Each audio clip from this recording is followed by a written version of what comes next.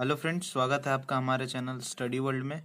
आज हम लोग पढ़ने वाले हैं वास्तविक संख्याएं, क्लास 10 का चैप्टर 1। तो देखिए, वास्तविक संख्याएं क्या होती है। जितनी भी संख्याएं आज तक आपने देखी है उन सभी को वास्तविक संख्याएं कहा जाता है।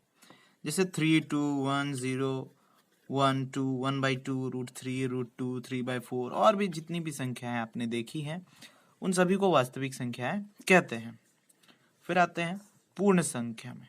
ठीक है, पूर्ण संख्या नाम से ही पता चल रहा है, सभी संख्याएं मतलब 0 से स्टार्ट होंगी और इन्फिनिटी तक जाएंगी। 0, 1, 2, 3, 4 इन्फिनिटी तक की संख्याओं को पूर्ण संख्याएं कहते हैं। प्राकृत संख्याएं ये 1 से स्टार्ट होती है। 1, 2, 3, 4 इन्फिनिटी तक की संख्याओं को प्राकृत संख्या कहते हैं। अब देखिए परिमेय संख्या, ये बहुत इंपॉर्टेंट है इस चैप्टर के लिए, तो इसको ध्यान से सुनिएगा। कोई भी संख्या है जिसको हम लोग p/q के रूप में लिख सकते हैं उसको परिमेय संख्या कहा जाता है। जैसे कि एग्जाम्पल में लेते हैं, और यहाँ एक चीज याद रखने का है, q जो होगा वो नॉट इक्वल्स टू 0 होगा। q कभी भी 0 के इक्वल नहीं होगा, ये बात हमेशा ध्यान रखिएगा। ठीक है, अब जैसे कुछ परिमेय संख्याएं देखते हैं, जैसे कि 1/2, तो ये p/q के रूप का है, तो ये एक परिमेय संख्या है। 3/4 ये भी p/q के रूप का है, यानी ये भी एक परिमेय संख्या है। 2 क्या ये परिमेय संख्या है? हाँ, ये भी परिमेय संख्या है, क्योंकि इसके डिनोमिनेटर में हर में 1 होता है, इसलिए ये भी एक परिमेय संख्या है। क्या 0 एक परिमेय संख्या है? हाँ, ये भी एक परिमेय संख्या है, क्योंकि इसका हर 1 है। हो गया ना p/q के रूप का, तो ये भी एक p/q के रूप का है, अतः ये एक परिमेय संख्या है। ठीक है, अगर हम लोग देखते हैं यहाँ जो दिया हुआ है q नॉट इक्वल्स टू 0, इसका मतलब क्या है? देखिए, अगर q किसी भी नंबर के नीचे आ जाता है 0, ठीक है, q इक्वल्स टू अगर 0 हो जाता है तो वो संख्या इन्फिनिटी हो जाती है, और इन्फिनिटी एक परिमेय संख्या नहीं होता है। आते हैं अपरिमेय संख्या में। तो ऐसी संख्याएं जो अशांत होती है, मतलब जिनका विस्तार चलता रहता है, तो वैसी संख्याओं को क्या कहते हैं हम लोग? अपरिमेय संख्या कहते हैं। जैसे हम लोग पाई का वैल्यू जानते हैं, कितना होता है? 22/7। तो क्या ये फिक्स वैल्यू है? नहीं, ये फिक्स वैल्यू नहीं है, क्योंकि इसका अगर हम लोग इसको भाग देते हैं तो इसका भागफल आएगा 9 ये चलता जाएगा। ठीक है, तो इसलिए ये अशांत है, अतः ये एक अपरिमेय संख्या है। उसी तरह लेते हैं √3, तो √3 का भी अगर हम लोग विस्तार करते हैं तो 1.732156 टू इन्फिनिटी तक जाएगा, है ना। तो ये भी एक अशांत आवर्ती में आता है, अतः ये भी एक अपरिमेय संख्या है। तो आज हम लोग इस चैप्टर में पढ़ेंगे यूक्लिड एल्गोरिथम, तो उसके बारे में भी पढ़ लेते हैं, यूक्लिड विभाजन प्रमेयिका के बारे में।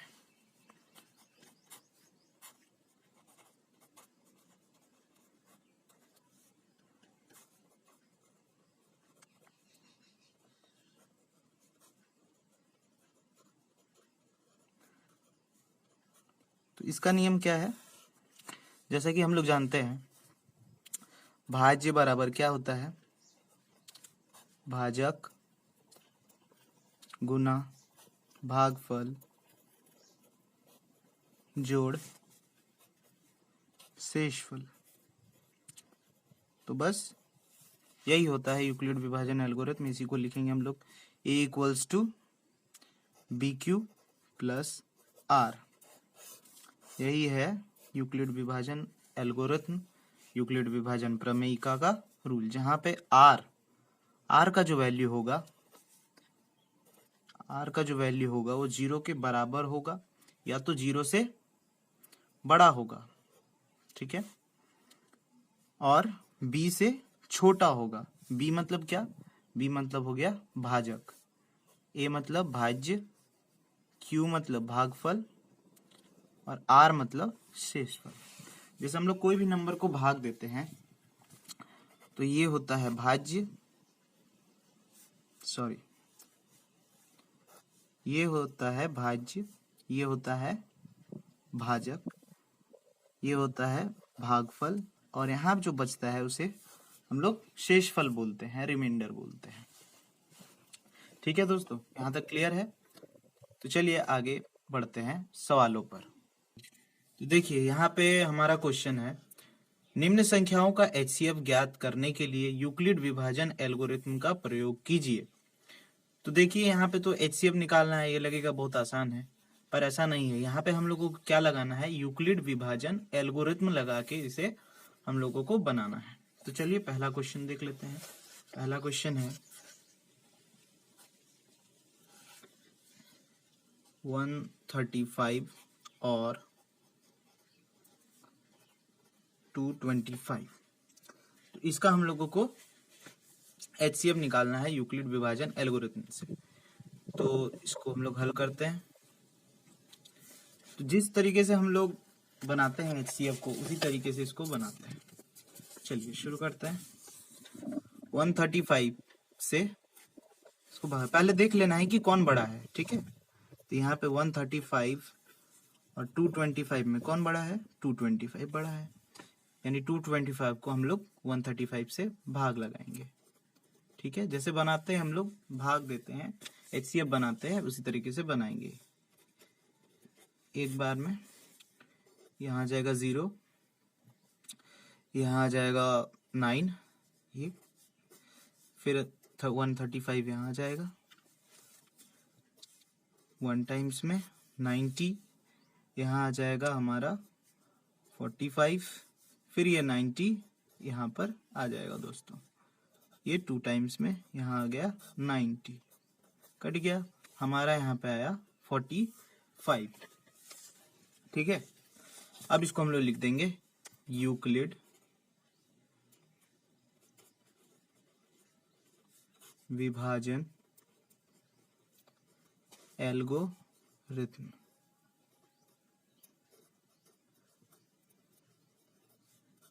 से। ठीक है, अब इसको स्टेप बाय स्टेप हम लोग लिखेंगे। ठीक है, स्टेप 1 यानी चरण 1। चरण 1 में क्या हो जाएगा, हम लोग जानते हैं यूक्लिड विभाजन एल्गोरिथम का फॉर्मूला क्या होता है, A = BQ + R। ठीक है, तो यहाँ पे हो जाएगा हमारा ये भाज्य है ना, 225 = 135 इंटू भागफल, भागफल 1 है, प्लस शेषफल, शेषफल हमारे यहाँ पे 90 है। चरण 2 में आते हैं। ठीक है, अब यहाँ पे हम लोग इस वाले पोर्शन को लेंगे। ठीक है, यहाँ पे हमारा भाज्य कितना है, 135। ठीक है, भाजक 90 इंटू भागफल 1 प्लस शेषफल 45। ठीक है, चलिए चरण 3 में आते हैं। यहाँ पे हम लोग देखेंगे भाज्य कितना है हमारा, ये थर्ड स्टेप में हम लोग इसको लेंगे। तो भाज्य कितना है, 90 = भाजक गुना भागफल जोड़ शेषफल, शेषफल हमारा आ गया है 0। तो यहीं पे हम लोग रुक जाएंगे। तो यहाँ हम लोग देख सकते हैं B = हमारा कितना आया, 45, इसलिए HCF क्या हो जाएगा, HCF of 135 and 225 = 45। इसका आंसर हो जाएगा दोस्तों। चलिए अब दूसरा क्वेश्चन लेते हैं, ये 196 और ये है। चलिए क्वेश्चन लिख लेते हैं, 196 और 38220।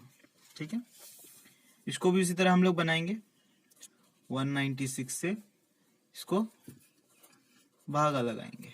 ठीक है, HCF निकालेंगे। पहले हम लोग HCF निकाल लेंगे, फिर स्टेप बाय स्टेप उसको लिखते चले जाएंगे। ठीक है, इसको 1 टाइम्स में लगाएंगे 196, तो हमारा रिमाइंडर क्या आ जाएगा, ठीक है, आ जाएगा इतना। उसके बाद इसको कितने बार में लगाएंगे, 9 टाइम्स में लगाएंगे। ठीक है, तो कितना आ जाएगा, 1764। इसको माइनस करते हैं तो कितना आ जाएगा हमारा 98 आ जाएगा। ये तो कट जाएगा, उसके बाद 0, ये कितने टाइम्स में लग जाएगा 5 टाइम्स में 980। ये कट गया दोस्तों। अब इसको स्टेप दर स्टेप हम लोग लिख देंगे उसी तरह। चरण 1, यहाँ आप लिख सकते हैं यूक्लिड विभाजन एल्गोरिथम से लिख देते हैं। यूक्लिड विभाजन एल्गोरिथम से, ठीक है। चरण 1 में क्या हो जाएगा हमारा, देखिए भाज्य कितना है, ये है, इसको लिख लेंगे 38220। भाजक 196 गुना भागफल 195 प्लस शेषफल 0 आ गया, 0 लिख देंगे। तो यहाँ हम लोग देख सकते हैं ये एक स्टेप में कंप्लीट हो गया। सो b इक्वल्स टू यहाँ पे क्या आया हमारा 196, इसलिए हमारा HCF क्या हो जाएगा, CF of 196 and 38220 equals to 196। चलिए दूसरा क्वेश्चन भी कंप्लीट। आते हैं तीसरे क्वेश्चन की तरफ, ठीक है। चलिए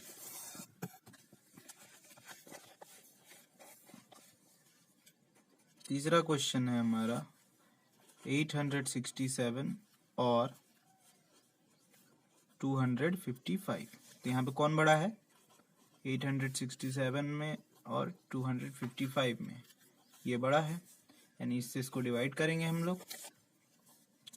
चलिए 255 से, सॉरी यहाँ गलती से लिख दिया, 867 को डिवाइड करते हैं।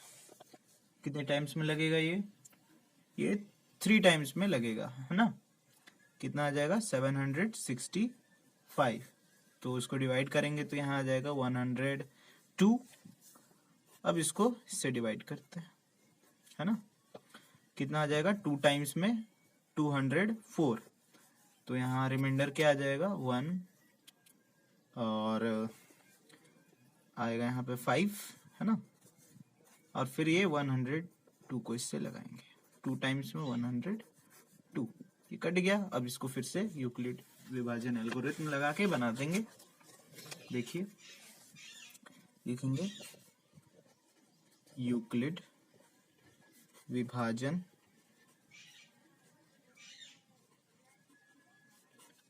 एल्गोरिथम से,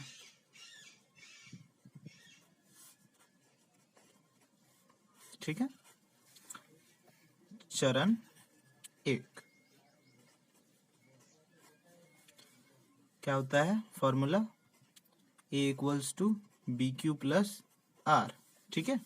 तो भाज्य कितना है हमारा 867 इक्वल्स टू भाजक गुना भागफल जोड़ शेषफल, है ना। ये चरण 1 हो गया। दूसरे चरण पे चलते हैं, चरण 2। तो दूसरे चरण में हम लोग लिखेंगे भाज्य हो जाएगा यहाँ पे हमारा 255 बराबर भाजक गुना भागफल जोड़ शेषफल, है ना। तीसरा चरण में आते हैं, भाज्य कितना हो जाएगा 102, 102 भाज्य बराबर भाजक गुना भागफल जोड़ शेषफल। 0 आ गया, बस स्टॉप कर जाना है हम लोग को। यहाँ b का वैल्यू आ गया 51। सो HCF क्या आ जाएगा हमारा 867 का और 255 का HCF हो जाएगा 51। आंसर हो गया। चलिए अब नेक्स्ट क्वेश्चन देखते हैं। दूसरा नंबर क्वेश्चन, दर्शाइए कि कोई धनात्मक विषम पूर्णांक 6q+1 या 6q+3 या 6q+5 के रूप का होता है जहां q कोई पूर्णांक है। तो चलिए इसको बनाते हैं, है ना। क्वेश्चन नंबर 2 देखते हैं। चलिए मान लेते हैं, माना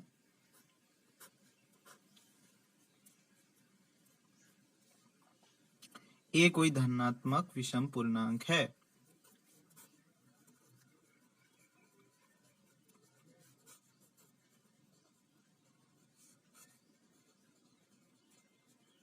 ठीक है दोस्तों, यहाँ हम लोग क्वेश्चन में देख सकते हैं, यहाँ 6 क्यूब है ना, 6 cube plus 1, 6 cube plus 3, 6 cube plus 5। इसको हम लोग को दिखाना है कि एक धनात्मक विषम पूर्णांक है ना। तो चलिए यहाँ हम लोग देख सकते, तो b क्या हो जाएगा, b इक्वल्स टू 6 हो जाएगा, है ना। अब यूक्लिड विभाजन प्रमेयिका से हम लोग जानते हैं, यूक्लिड विभाजन प्रमेयिका से a इक्वल्स टू क्या होता है, बी क्यू प्लस आर, जहां आर जो होता है वो बड़ा होता है 0 से, या तो बड़ा होता है या इक्वल होता है, ठीक है। और b से छोटा होता है, हमेशा ये b से छोटा ही होगा, ठीक है। आगे बढ़ते हैं, तो यहां हमारा a कितना दिया हुआ है, 6 क्यू प्लस आर हो जाएगा, है ना, क्योंकि यहाँ b का वैल्यू 6 है, तो a equals to 6 Q plus R हो जाएगा, जहां r जो है वो बड़ा होगा और इक्वल होगा 0 से और छोटा होगा b से। चलिए आगे बढ़ते हैं, तो यहाँ हम लोग देख सकते हैं b जो है 6 है, तो हमारा जो रिमाइंडर होगा वो हमेशा 6 से छोटा होगा, है ना, यानी r का जो वैल्यू होगा वो 6 से छोटा होगा। तो r के सभी संभव शेषफल हम लोग देख लेते हैं, है ना। r के सभी संभव परिणाम क्या क्या होंगे, माफ कीजिएगा, परिणाम 0, 1, 2, 3, 4, 5, है ना। 6 से छोटे तो ये सब नंबर है। अब हम लोग सबको एक एक करके इसमें डालते जाएंगे, ठीक है। जब r इक्वल्स टू 0 हो, है ना, तब हमारा a का वैल्यू क्या हो जाएगा, a1 का वैल्यू हो जाएगा 6q प्लस 0, यानी 6q, ठीक है। उसके बाद जो कि 2 से विभाज्य है ना, क्योंकि कोई भी इवन नंबर किसी भी नंबर से इनटू होता है तो वो इवन बन जाता है ना। चलिए a2 लेते हैं, 6q प्लस a2 में हम लोग क्या लेंगे, r इक्वल्स टू 1 लेंगे, ठीक है। 6q प्लस 1, यानी इवन में जब हम लोग 1 ऐड कर देंगे, यानी एक ऑड ऐड कर देंगे, तो वो ऑड हो जाएगा, है ना, यानी 2 से अविभाज्य हो जाएगा, ठीक है। अब r इक्वल्स टू 2 लेते हैं, तो a3 क्या निकल जाएगा हमारा, 6q प्लस 2, यानी इवन में इवन जोड़ेंगे तो इवन ही होगा ना, 2 से विभाज्य होगा, यानी 2 से भागा लग जाएगा ये। चलिए r इक्वल्स टू जब हम लोग 3 लेंगे तो a4 क्या होगा, 6q प्लस 3, यानी 2 से अविभाज्य। इवन नंबर में सम संख्या में विषम संख्या जब जोड़ेंगे तो वह विषम ही होगा, यानी 2 से अविभाज्य होगा ना। चलिए r इक्वल्स टू 4 लेते हैं, a5 इक्वल्स टू क्या हो जाएगा, 6q प्लस 4, इवन में इवन ऐड कर रहे हैं, यानी सम में सम ऐड करेंगे तो सम ही होगा, यानी 2 से विभाज्य हो जाएगा। r इक्वल्स टू 5 लेते हैं, ये 6 इक्वल्स टू 6q प्लस 5, तो ये 2 से अविभाज्य हो जाएगा, है ना। तो यहाँ पे हम लोग देख सकते हैं जितने भी धनात्मक विषम पूर्णांक है, कौन कौन विषम पूर्णांक है, ये है एक, है ना, फिर ये फिर ये है ना। यानी जिसे जिसे हमें प्रूफ करने के लिए कहा गया था, दिखाने के लिए कहा गया था, वो सभी इसी रूप में आ चुके हैं। तो हम लोग को बस लिख देना है। अतः 6q plus 1, 6q plus 3, 6q plus 5 धनात्मक विषम पूर्णांक के रूप का होता है। ठीक है दोस्तों, तो इस वीडियो में यही तक रखते हैं, मिलते हैं अगले वीडियो में। ठीक है दोस्तों, थैंक यू।